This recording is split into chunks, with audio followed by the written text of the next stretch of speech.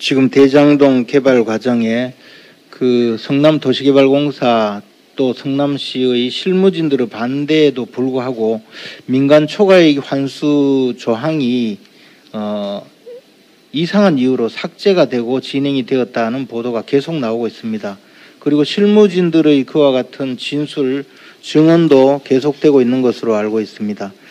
이 민간 초과이익 환수 조항을 삭제함으로써 바로 화천대유와 천화동인의 수천억의 이익을 보장해 준 것이고 그 사실 자체가 배임죄의 구성요건을 충족하는 행위입니다. 즉 민간 초과이익 환수 조항이 어떤 경위로 삭제되었느냐, 이것이 이 사건의 가장 중심적인 내용이라고 볼 수밖에 없습니다.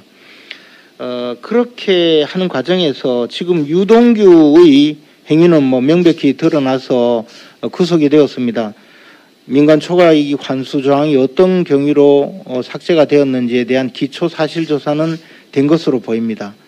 그러면 당시 유동규를 임명하고 유동규에 대해서 지휘 감독 권한이 있고 특히 이미 그 성남도시개발공사 설립 조례에 따라서도 시장이 보고를 받고 또 결재를 할 수 있는 권한과 책임이 있도록 규정되어 있는 성남도시개발공사의 이러한 행위에 이재명 당시 성남시장이 결재를 했는지 알고도 보고를 받고 묵인을 했는 것인지 아니면 더 나아가서 주도했는 것인지 이런 내용은 굉장히 중요한 사안입니다. 당시에 성남도시개발공사는 사장도 없었기 때문에 본부장이 자기 스스로 모든 것을 결정할 수 있는 권한도 없고 공직사회의 시스템상 그것은 불가능합니다. 그러면 이재명 전 성남시장이 당시에 이 사안을 알고 결재를 했다면 배임죄의 공범이 될 뿐만 아니라 형법상의 기능적 행위 지배 이론에 의하여 이재명 당시 성남시장이 주범이 되고 유동규 본부장은 지시에 따라 움직인 하수인, 종범이 되게 됩니다. 그러므로 이 사건 수사는 처음부터 바로 성남시와 성남도시개발공사 간의 어떠한 그 업무 처리 내용이 있었는지를 확인해야 하고 성남시에 대한 압수수색과 당시 모든 자료 확보에 나서야 되는 것이 이 사건 수사의 가장 기본이 됩니다. 그 다음에 지금 등장하는 인물들에 대한 수사는 충분히 가능합니다. 마치 알리바바와 40인 도적 그 수사하려면 알리바바부터 체포해야 되는 것 아닙니까? 그래야 열렬히 참게 하죠. 지금 이재명 지사는 1원도 받지 않았다.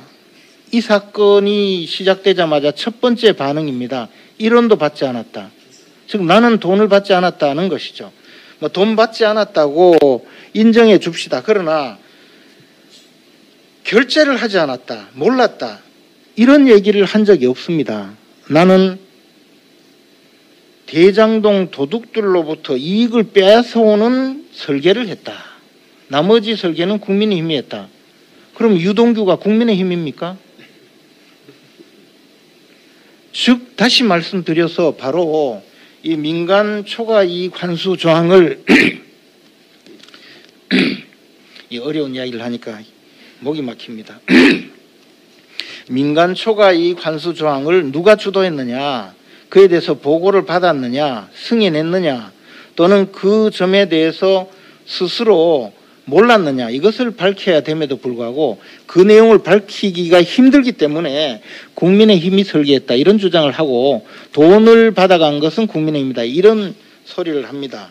아마 유동규 본부장은 지금 언론 보도에 따르면 700억을 받기로 했다, 그런 내용이 나오지 않습니까? 근데 유동규 변호인의 주장에 따르면 그런 이야기 한 적은 있는데 농담 삼아 했고 받지도 않았다, 이렇게 이야기했거든요. 농담 삼아 이야기했다는 말은 700억이 그렇게 쉽지는 않는 돈이고 녹취록 내용을 보면 대강 당시 상황을 알 수 있겠지만 700억을 달라고 이야기했을 때는 뇌물 요구죄가 되고 상대방이 알겠습니다, 이렇게 준비하겠습니다 했으면 뇌물 약속죄가 되어서 부당행위를 하고 나서 뇌물을 약속한 것이기 때문에 뇌물죄 중에서 가장 그 극도로 죄질이 나쁜 형태에 해당합니다. 제가 대법원의 양형 기준표를 보니까 이 정도면 징역 20년 내처하도록 되어 있습니다. 즉 유동규는 자신의 그 행위가 지금 인정되면 며칠 전에 교도소 갔지만 향후 20년간은 맑은 공기 쏘이기 어렵습니다. 그러면 자기 혐의를 벗기 위해서 이 사안이 자기는 시키는 대로 한 것이지 절대로 내가 주도한 것이 아니다라고 이야기를 할 가능성도 꽤 큽니다. 이 점을 가장 잘 아는 사람은 변호사를 해본 사람들이 제일 잘합니다. 즉 이재명 지사께서 가장 잘 알이라고 생각합니다. 더군다나 유동규의 불안한 입에 자신의 운명을 걸고 있는 마음이 얼마나 불안하겠습니까? 아마 잠을 들지 못하는 것 같습니다. 그래서 겁이 나니까 이게 뭐 한전 직원 이야기, 노벨 이야기, 돼지 이야기 온갖 헛소리를 하는 겁니다. 지금 잠을 못 자고 있어요. 저는 이런 상황인데도 불구하고 검찰이 성남시를 압수수색하지 않고 성남시와 어떤 문서 증거 확보에도 나서지 않는 것은 이미 이재명 지사를 수사하지 않으려는 그런 내부적인 방침이 있다고 보여집니다. 이것은 역사적 진실을 덮고 검찰이 자신의 소명을 망각하고 권력자에 아부하고 권력자의 충견이 되려는 그런 시도라고 보여집니다.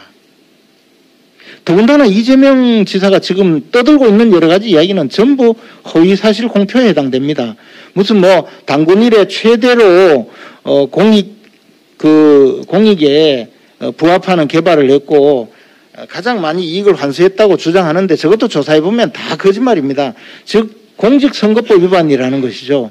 선관위도 이거 빨리 조사해서 아예 그 선거법 위반으로 기소를 해야 됩니다. 저는 이런 사실이 바로 우리 당이 주장하는 특검을 해야 되는 이유라고 생각됩니다. 특검을 하지 않으면 현 정권의 가장 충견으로 보이는 김호수 검찰총장이 이 수사를 제대로 하지 않을 거라는 것이죠. 지금 정명학 회계사, 김호수 검찰총장, 이거 다 광주 대동고 동문 아닙니까? 그리고 또 몇몇 더 있습니다. 사실 이 사건에 관련된 분들. 이런 인맥으로 연결이 되어서 이 사건이 과연 제대로 수사가 되겠느냐. 저는 당장 처음부터 성남시부터 압수수색을 하고 성남시 공무원들 조사를 했다면 오히려 조금 수사의 진정성을 믿어주겠어요. 근데 이 사건은 지금 검찰이 이미 이재명을 제외하고 즉 알리바바는 제외하고 40인의 도둑들만 수사할 겁니다. 이 사건 수사하면요 40명 구속될 겁니다. 그러나 알리바바를 교도소로 보내지 않으면 이 사건은 수사가 제대로 되지 않는 것입니다. 다시 한번 말씀드립니다. 검찰은 역사적 소명임을 인식하고 빨리 이재명 전 성남시장을 수사하기 바랍니다.